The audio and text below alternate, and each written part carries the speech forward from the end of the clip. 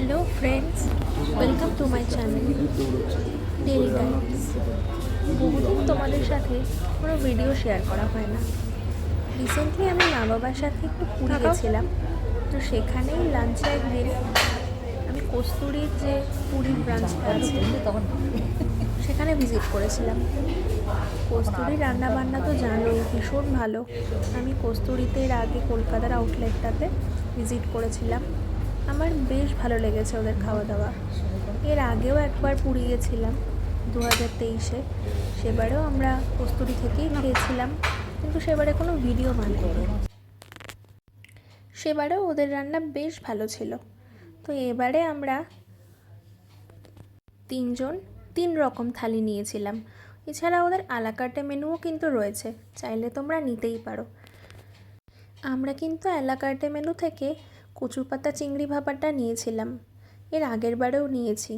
তোমাদেরকেও রেকমেন্ড করব, অবশ্যই তোমরা কচু পাতা চিংড়ি ভাপাটা ট্রাই করো। কস্তুরীর ভীষণ ভালো খেতে, দুর্দান্ত হয়।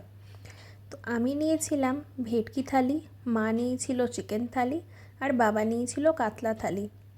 ফার্স্টে দেখে নাও গরম গরম ভাত, ঝুরি আলু ভাজা, এর আগে তো দেখলে একটা করে গরম গরম লুচি, আর সাথে একদম কষা কষা আলুর দম।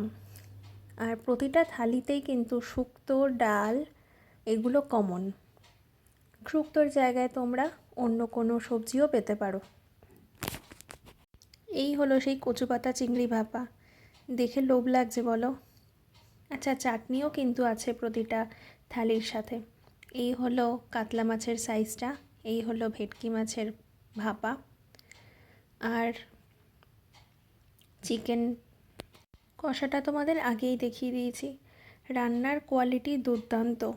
এছাড়া 3টে পাঁপড়ও ছিল, চাটনি দিয়ে খেতে পারো বা ডালের পাতেও খেতে পারো।